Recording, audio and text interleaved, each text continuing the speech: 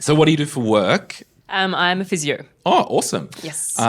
Did you have your job or work lined up here before you moved here? I was speaking to a recruiter back home, and they were like an Australian kind of healthcare recruiter, and then they transferred me over to like a UK one, and they were quite awful. And then I got referred to a different recruiter, and they were amazing. So Awesome. I landed in the UK without a job, and then within 2 weeks I was working. That's pretty good. How long have you been here? Just over 2 years. Awesome. What would you do differently when arriving in London now that you kind of know the vibe? Not too much differently. I think just like seize like every opportunity that you can. Right. Like, do you think there was opportunities that you didn't seize? yeah, probably a few. Yeah. It was probably more so, like you were saying before, just in terms of like cash flow and kind of, you know, throwing money at things at the start. It's always a little bit dicey. You want to make sure that you've got like steady job, steady house, all that type of stuff. Speaking of homes, what did you do for accommodation when you arrived? I fortunately had a family friend who lived here. She didn't have any room at her house, but she sent an email out to her community. Wow. And a lady emailed her back and was like, yeah, I've got a room. Like she can stay for however long. So the rent was dirt cheap and it gave me like a foot in the door. So really grateful for that. Awesome. Yeah. How are you managing money here? What's your system or vibe? Your royal vibeness. So generally, I think most people get paid like once a month here. Criminal. Yeah, it's painful. So when that comes in, I try and divvy it all up. And yeah, I work as a subcontractor, so I make sure I do my tax portion first, get that out of the way, and then I just have different kind of pots of money where I will allocate different things to. So I've got like 4 different country names in my Wise accounts, like Norway, Turkey, and just funnel money into those. Okay, I'll buy it. Are you saving up to go to Turkey, for example, or Norway? Well, I'm going to Turkey next week. Oh. But yeah, I guess that's in my head. I'm like, I want to go to these places. I don't want to save enough so I can have a decent time there. Yeah. So. Yeah. And are you, for example, just for your own mental quarantine, when you're in Turkey, you'll just use the Turkey currency? Or is it euro in Turkey? No, it's not. But is that the kind of thing or are you saying you've got different country accounts labelled in pound or AUD? Yeah, so they're still labelled in pound, but when it comes to kind of going next week, I'll exchange that pot to the Turkey money. Yeah. I really should know what it is. Apologies to the Turks listening. Yeah.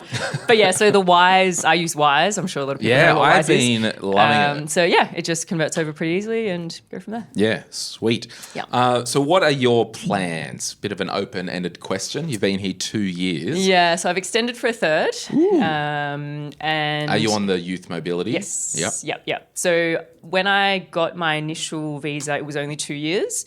And then when I moved over, they extended it to 3. So they gave us the option to extend. Just a bit of cash and they're happy to give you an extra year. Yeah. And yeah, so I'll kind of see it out till next June and then see how I go. Where are you from in Australia? Melbourne. Okay. Put your hand up if you're from Melbourne here. A lot of Melbourne people. Interesting. Sydney much? Yeah. And anywhere else? Gemma, where are you? I'm from Canberra. Canberra, nice. Sarah's from New Zealand. Any other states? Not Brisbane, Vegas. Love it. So how did you go about making friends? So I used Bumble BFF quite a lot. Most of my really close friends now I've kind of met through that. So anyone else use Bumble BFF or whatever it is? The the non-dating site. Don't use the dating site. Yeah. So yeah, like a girl I met last year, this summer I went and like met her family in France. And is she French? Yeah. So wow. Originally she was here for a year and then she had to move back, but we've stayed in touch and I've got friends from like Malta, from Germany. So yeah, I guess it is like in a sense quite transient though. Like you'll meet someone and you'll be really good friends. I'm here for a week or whatever. Yeah. Yeah, but then they'll leave and be really selfish like that. So yeah. If you were to recommend one place to go and eat or drink, what would it be? Where would it be? I would say the Sunday roast at the Pig's Head in Clapham is elite. So yes. Now, anything else that you would want to tell anyone who might be listening, who might be thinking of coming up here? If you're trying to open a Monzo account, don't try and do it in Australia. So wait till you're here. Otherwise, you get banned for life. Unless you use a different email. Unless you use a different email. Okay, there we go. That's 5 years experience. Yeah. Okay. Yeah. Yeah. So I resorted to Revolut. So. Any regrets? I've had a lot of time alone with reflection the last week. Do you have any regrets, I Glenn? have many, yeah. I do, yeah. Not really. I guess it's like maybe having a bit of extra cash before coming over, but other than that, Yeah. no. I think it's kind of... And is the equivalent money for a physio here equivalent to Australia? Like you might get 85, 90 AUD at home. Like is it... I was on a salary back home and I'm like a subcontractor now. So I guess like London private practice fees are a lot higher than what Australia would charge. Yeah. So I'd probably be earning more here. Yeah, cool. Yeah. Awesome. Actually, and I was thinking, and I'll get your view of this before I let you go, and then we'll have a break and we can go and get some drinks. Like in Australia at the moment, it's so cooked in terms of the housing market, right? And, trying to get ahead with the cost of living and all that. And to anyone listening, if you are under 30 and maybe your career's getting started, I would really challenge you and encourage you to consider coming up here, doing a good 5 or so years or 3, work really hard, save up as much as you can up here, try and build a career up here. Because with the exchange rate, imagine saving up, earning a lot of money and taking that back home. Like you're going to get a huge leg up. So that's what I'm kind of thinking. So not only the financial side, the life experience side, like one of my regrets was like, I should have in my 20s come up here. Like I just should have done it. And, I don't know, it's just such I'm like walking around London alone. I'm thinking like, oh, regret, I should have done this and done that. But I'm here now, get on with it. But yeah, if you're in your 20s, take that risk, get up there, come up here, try and get ahead. I know the job market is tight up here. Is that a fair thing? Yeah? Sorry, can I just challenge you? Come on, Philly. Yes. Yeah, you challenge. All right, if you're going to challenge me. Yeah, I'm very passionate about this. All right, sit down so you... I didn't mean this to get formal. No, we'll get another chair. Oh. No, you stay there. Oh, gosh, getting challenged. Thank you so much. Depending where this goes, whether it makes it... So I was having a chat earlier with my... and this is Philly, everyone. with my co-winner. The average income is like 30 grand in London. Yeah. Imagine living off that when your rent is £1,000 a month. People, it's really, really hard to save here. I would not encourage anybody to move to London with the intention of saving up money unless they fell within very specific categories of people. Corporate lawyers and like finance tech people, because I've got friends who are in the 200 to 250,000 pound realm plus bonus. They are earning triple what they did back in Australia. They're doing exceptionally well for themselves. Most of my friends in normal industries took a pay cut. I'm a lawyer. I took a pay cut to move here. So I'm earning less. My expenses are so much higher. What type of law do you practice? Government. So Okay. it's very specific. Yeah. But I unfortunately had the tragedy of looking up what my budget was back in Australia. I own a 2-bedroom flat in Sydney with my partner. And my mortgage on that is... My portion of it is a quarter of what I'm paying here in rent. And I could save so much money in Sydney, which obviously that's a very privileged thing to say. But I was working for the government, so it wasn't like my income was insane. I was able to save so much more money each fortnight than I am here. I think if you're living in London, it's for the experience, it's for the travel. I would really caution anyone to to think that they're going to save money when they, move here. And the thing that makes me feel slightly comforted about my future back in Australia is the fact that I already have a property. Even though I'm saving nothing, at least I'm paying my mortgage and I'll have somewhere to live when I go home. So super privileged, but I just have to... Awesome. And I'd probably still say, but with the asterisks, industry specific. I've got a good example of my life story. Yeah. Claire, all these people that are like, Samara, you're the only one who's like, yeah, I'll talk on the podcast. I knew the people. Yeah. All right, sorry, Claire. I'm another counter again, but I'm probably a third party. So I work in the food industry. I work in product development, project management. So I create new food products. So I would say very mid-tier range. So my earning capacity, I chose passion over like finance or law.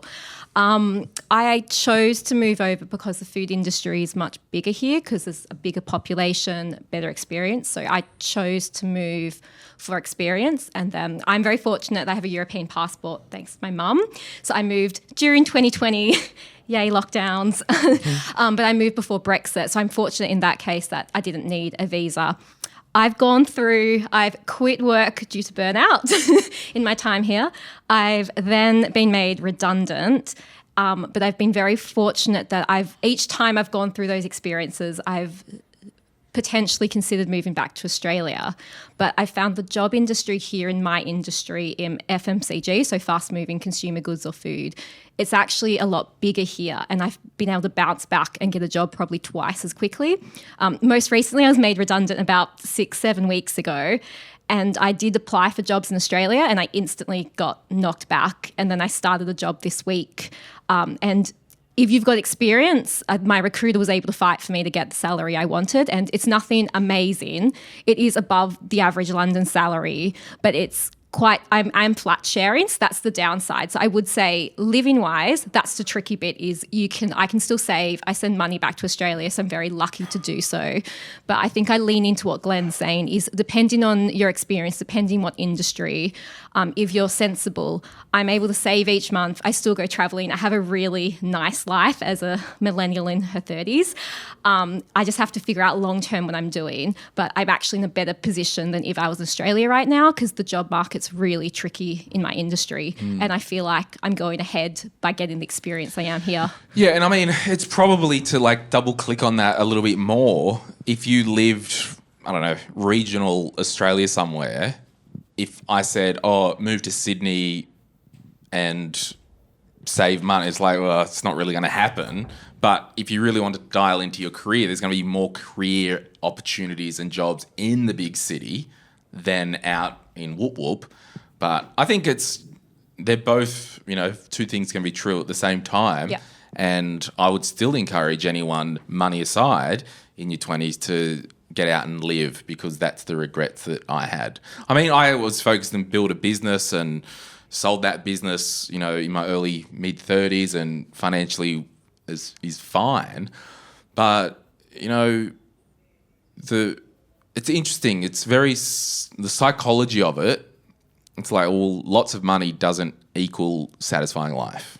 I think if you have an itch, so I studied abroad in my early 20s and that's how I knew like the world is so big. I think if you have an itch, you would regret it more if you didn't do it. And the thing is when I moved over, you can always move back. And I moved during a lockdown with knowing I wouldn't be able to get back into Australia, but I still knew I would always be able to go back and hopefully touch wood will be fine. But I think you'd regret it more if you didn't try, but you have to have the open-mindedness that it might not work the way you want, but that's equally as well because I didn't expect to still be here in 5 years. Love it. Thank you, Claire. Samara, any final comments, challenges, agreements, criticisms, complaints, queries, praises? Yeah, I guess coming over, I don't think we should have in our minds that we're trying to save money. I think you come over, for the experience. You try and be a little bit sensible about things, but you got to maximize your time here. And I think for a lot of us, we're here for a certain period of time, a short period of time. So it's much more it pushes you in that direction to do a lot more than you would back home. I think I've probably traveled more of Europe than I have Australia. Yeah. So, it's just one of those things that pushes you in that direction. And make the most of it. Cool. All right. Well, thank you so much, Samara. We'll be back right after our drinks break. Hang in there, friends. Hey, it's Glenn here. Thank you so much for watching today's video. You made it to the end. Can I ask a favor? Can you hit that like button and maybe hit subscribe if you want to get notified when we release further videos just like this one, whether you watch the Money, Money, Money podcast or Retire Right. And remember, if you want to learn more about investing, I've got an investing book, The Quick Start Guide to Investing, and there's a link in the description to get your hands on a copy. Thank you so much. Bye.